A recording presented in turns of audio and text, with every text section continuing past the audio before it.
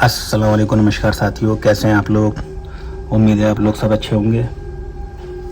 दोस्तों, ये आप देख रहे हैं आपका अपना चैनल हॉरर का नशा, जहां आपको सच्ची और डरावनी कहानियाँ सुनने को मिलती हैं। अगर आपको कहानी अच्छी लगे तो चैनल को सब्सक्राइब करें, वीडियो को लाइक करें और शेयर करें। तो दोस्तों, चलते हैं आज की कहानी की तरफ। दोस्तों, आज की जो ये कहानी है, ये मेरी खुद की कहानी है। मतलब ये है कि ये मेरी आंखों देखी कहानी है, क्योंकि इस कहानी में मैं भी हूँ। ये बात लॉकडाउन खुलने के बाद की है। मेरा एक दोस्त फारूक, जो जाफराबाद में रहता है, जाफराबाद जो दिल्ली में है। 3 भाइयों में फारूक सबसे बड़ा है। उसके छोटे भाई का नाम जमाल और सबसे छोटे भाई का नाम बिलाल है। ये कहानी बिलाल के बारे में ज़्यादा है। ये लोग जाफराबाद में एक किराए के मकान में रहते हैं। इन तीनों के अलावा इनके घर में इनकी माँ है और इनके पिताजी का बचपन में इंतकाल हो चुका था। तो ये लोग बचपन से ही काम कर रहे हैं, मेहनत करते हैं, इसलिए इनकी ज़्यादा पढ़ाई लिखाई भी नहीं हो पाई है। तो एक दिन शाम को मुझे फारूक का, यानी सबसे बड़े भाई का फ़ोन आया कि मेरे छोटे भाई बिलाल की काफ़ी तबीयत ख़राब है, घर में हम लोग बहुत परेशान हैं। तो वो मुझे बुला रहा था। तो मैंने बोला उसे किसी डॉक्टर को दिखाओ। तब वो बोला कि वो डॉक्टर वाली बीमारी नहीं है, वो कुछ बड़बड़ा रहा है और एक कमरे में लाइट बंद करके खड़ा है। बहुत ज़ोर ज़ोर से कुछ ना कुछ बोले जा रहा है, बहुत गुस्से में लग रहा है। हमें डर लग रहा है कि किसी को वो मार न दे। ये सुन के मुझे बड़ा अजीब लगा कि ये कौन सी तबीयत ख़राब है। तो उसने बताया कि शायद उस पर कोई ऊपरी चक्कर, यानी उस पर किसी भूत प्रेत का साया है। इन तीनों भाइयों की उम्र में 2-2 साल का फ़र्क ही है, और जो छोटा वाला भाई बिलाल है वो इन दोनों से संभल नहीं रहा था। तो उसने मुझे वहाँ बुलाया। मेरा घर जाफराबाद से 2-3 किलोमीटर ही दूर है। सर्दियों की शाम का वक्त था। मैंने सोचा एक दोस्त को और साथ ले लेता हूँ, पर किसे लेके जाऊँ, सब अभी काम में बिजी है। तब मैंने अपने एक दोस्त को फ़ोन किया, जो मेरा बहुत पुराना और अच्छा दोस्त है। इससे कोई भी काम बोलो, ये कभी मना नहीं करता। मगर इसकी एक क्वालिटी ये है कि ये ज़िद्दी बहुत है। अगर एक बात पड़ जाए तो उस बात से इसे हटाना बहुत मुश्किल है। इसलिए मैंने इसका नाम ज़िद्दी रख रखा है, और वीडियो में भी मैं इसे ज़िद्दी ही बोलूँगा। मैंने इसको जाफराबाद चलने को बोला, तो ये बोला ठीक है, मैं अपनी फैक्ट्री में हूँ, यहीं आ जा, यहीं से साथ चलेंगे। इसे फ़ोन करने का एक कारण ये भी था कि इन चीज़ों में ये बहुत ज़्यादा मानता भी है, नमाजी भी है, और मुल्ला मौलवियों में इसका उठना बैठना भी है, और काफ़ी आयतें जानता भी है। तो मैं इसकी फैक्ट्री पहुँच गया। वहाँ एक हिंदू लड़का बैठा हुआ था, जो इसके पास काम करता था। दोस्तों, ये जो हिंदू लड़का था, इसे काफ़ी ज़्यादा आयतों का ज्ञान कह लो, या इसको पता था, या इन्हें रट रखी थी, इसको याद थी। मतलब मुसलमानों से भी ज़्यादा याद थी। कई मुसलमानों को भी इतनी आयतें नहीं मालूम होंगी। और वो दावा करता है कि कुछ जिन उसके कब्ज़े में हैं और वो उनसे कुछ भी काम करा सकता है। ये बात तो ठीक है कि वो कुछ आयतें पढ़ रहा था, पर वो जिन्नातों को कब्ज़े में कर चुका है और इनसे कुछ भी काम करा सकता है, ये बात तो मुझे बिल्कुल बकवास लगी।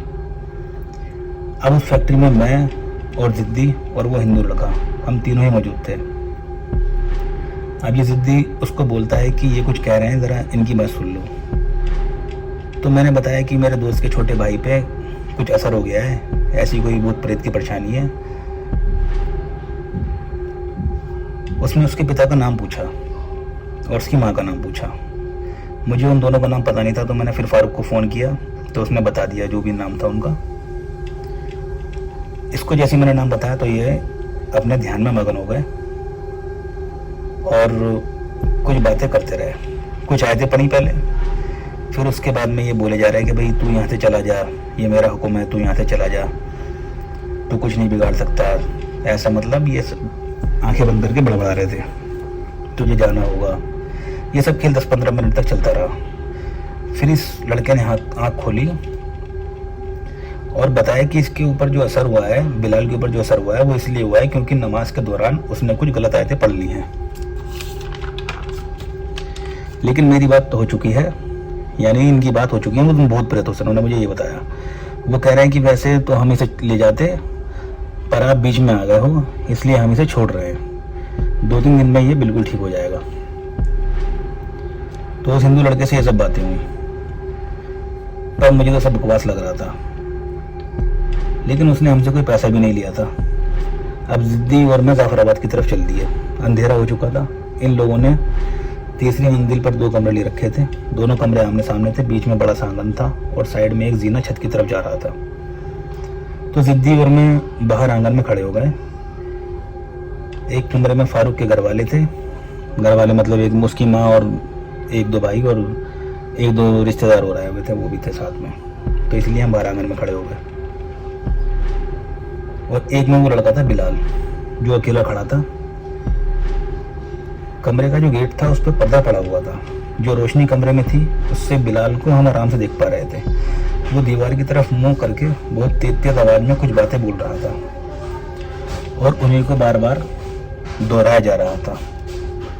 वो इतनी एनर्जी से इतनी तेज और जल्दी जल्दी बोल रहा था कि कोई 10-15 मिनट में भी थक जाए, पर उसको पूरा दिन हो चुका था। तो मेरा दोस्त जिद्दी उससे बात करने के लिए आगे बढ़ने लगा। मैंने जिद्दू को रोका। मैंने कहा अभी अपने दिमाग में इसका भाई काबू में नहीं लग रहा, तुम इसके पास मत जाओ, हो सकता है कि कोई चीज़ मार दे तुम्हारे उठा के फेंक के। पर जिद्दी अपने नाम के मुताबिक जिद्दी ठहरा। उसने एक बात भी नहीं सुनी और पर्दा उठाकर उसे सलाम करके अंदर कमरे में घुस गया और उससे कुछ बातें करने की कोशिश करने लगा। उसे देखकर वो और गुस्सा हो गया। वो लगातार एक तरफ थूके भी जा रहा था। वो कुछ ना कुछ बोलता था और एक तरफ थूकता था। फिर ढिट बाहर आ गया, यानी जिद्दी बाहर आ गया। थोड़ी देर में बिलाल के मामू आ गए, जो कि सगे मामू नहीं थे, वैसे ही बना रखे थे, और बिलाल को सलाम करके अंदर कमरे में घुस गए। बिलाल मामू को देखकर रोने लगा, पर वही सब बातें बोलता रहा। मामू ने कुछ पढ़कर फूका और अपने साथ दूसरे कमरे में ले गए। मामू को देखकर वो थोड़ा शांत हो गया। फिर उसे खाना खिलाया। जब बिलाल के 1-2 रिश्तेदार और आ गए तो हम दोनों घर वापस आ गए। सर्दियों के दिन थे और उस रात हल्की हल्की बारिश हो रही थी। फारूक ने मुझे सुबह 7 बजे फ़ोन किया और बताया कि बिलाल ने पूरी रात बहुत परेशान किया है। वो बार बार छत की तरफ भागता है और छत से कूदने की कोशिश कर रहा था।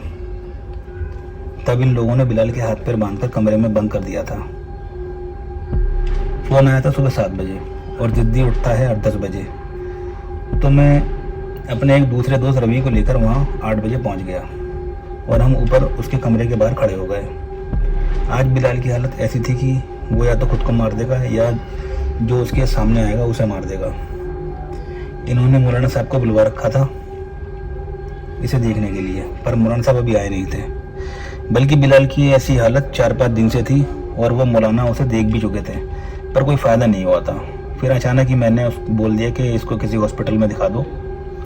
इस बात पर सब चुप हो गए, क्योंकि अगर हम एम्बुलेंस को बुलाकर उसे हॉस्पिटल ले जाते हैं तो एम्बुलेंस वाले को हो सकता है 5-6 हज़ार रुपये देने पड़े और पैसे इनके पास नहीं थे। तो फारूक बोला कि भाई पैसे नहीं हैं एम्बुलेंस बुलाने के लिए। तो मैंने उसको बोला कि पैसे मैं दे दूँगा, तुम एम्बुलेंस को बुला लो। फिर मैंने रवि से फ़ोन करवा कर एम्बुलेंस बुलवाई। दोस्तों बात पैसों की ये है कि मैंने उसको बोला तो था कि पैसे मैं दे दूँगा, लेकिन पैसे देने नहीं पड़े थे, क्योंकि दिल्ली गवर्नमेंट की तरफ से एम्बुलेंस का आना और जाना बिल्कुल फ्री था। ये लाइन में स्किप भी कर सकता था कि मैंने उसको पैसे देने के लिए बात कही थी, लेकिन ये मैंने यहाँ पे क्यों लिखी है, क्यों बता रहा हूँ मैं आपको, इसकी वजह मैं आपको आगे बताऊँगा। और हम लोग एम्बुलेंस के आगे पीछे खड़े हो गए। जब एम्बुलेंस आ गई तो हम लोग एम्बुलेंस के आगे पीछे खड़े हो गए, कहीं ये भागने की कोशिश ना करे। इसके पैर तब भी बांध रखे थे। वो आराम से जीने पे कूदता हुआ नीचे उतरा और एम्बुलेंस में बैठ गया। एम्बुलेंस में ड्राइवर के अलावा एक लड़की बैठी थी जो सारी बातें लिख रही थी। वो लड़की उसकी हरकतों से डर रही थी। एम्बुलेंस में इसके साथ फारूक भी गया। मैंने बोला तुम हॉस्पिटल पहुंचो, मैं बाइक से पीछे पीछे आ रहा हूँ। ये लोग उसे लेकर ईबास हॉस्पिटल शाहदरा में है, जो उस हॉस्पिटल पहुंचे। शायद दिमाग का हॉस्पिटल है वो। और एक हफ्ते हॉस्पिटल में रहने के बाद वो थोड़ा ठीक हुआ और वहाँ से आने के बाद भी काफ़ी टाइम तक उसकी दवाई चली। उसे हुआ क्या था, दरअसल लॉकडाउन के बाद उन तीनों भाइयों का कहीं काम नहीं मिल रहा था। घर में पैसों को लेकर काफ़ी परेशानी थी। इसी परेशानी की वजह से बिलाल 3-4 रातों से सोया नहीं था, जिसकी वजह से उसके दिमाग में सूजन आ गई थी और जिसकी वजह से वो अपना दिमागी संतुलन खो बैठा था। दोस्तों हर बीमारी भूत प्रेत नहीं होती, इसलिए सबसे पहले हमें डॉक्टर के पास ही जाना चाहिए। हॉस्पिटल में उसे नींद की दवा दी गई। 2-3 दिन वो खूब सोया, जिससे उसका दिमाग थोड़ा रिलैक्स हुआ और वो नॉर्मल हुआ। दोस्तों, इस कहानी से हमें ये सीख मिलती है कि हमें डॉक्टर को भी दिखाना चाहिए, सिर्फ इन मुल्ला मौलवी और पंडितों के ही चक्कर नहीं लगाने चाहिए। इसमें एक छोटी सी कहानी मैं और ऐड कर रहा हूँ। एक दोस्त था, वो 3-4-5 दिन से काम पे नहीं जा रहा था, मुझे रोज़ मिल रहा था वो। तो मैंने उससे पूछा कि भाई तुम काम पे क्यों नहीं जा रहे हो, क्या दिक्कत है? तो उसने बोला मुझे रात को कब्रिस्तान और जमुना के पास जाना होता है, इसलिए मैं काम पे नहीं जा रहा हूँ। तो मैंने उससे पूछा कि भाई तुम कब्रिस्तान रात को क्यों जाते हो या जमुना पे क्यों जाते हो? तो उसने बताया कि उसकी वाइफ की तबीयत ख़राब है और जिस मौलाना को वो दिखा रहा है वो कुछ सामान देते हैं कि इसे कब्रिस्तान में गाड़ के आना है या जमुना में फेंक कर आना है। तो बोला इसी में लगा रहता हूँ रात भर। दोस्तों, वो किसी डॉक्टर के पास अपनी वाइफ को नहीं लेके गया। 3-4 दिन में उसकी वाइफ की डेथ हो गई। तो कहने का मतलब यह है कि आप डॉक्टर को भी दिखाओ, और आपको अगर शक है कि यह डॉक्टर के बस का खेल नहीं है या ये वो बीमारी नहीं है, तो आप मुल्ला मौलवी पंडितों को भी दिखाओ, और उनको दिखाओ जो आलिम हो, जिनको इस चीज़ का इल्म हो। तो दोस्तों, ये थी आज की कहानी। मिलते हैं अगली कहानी में।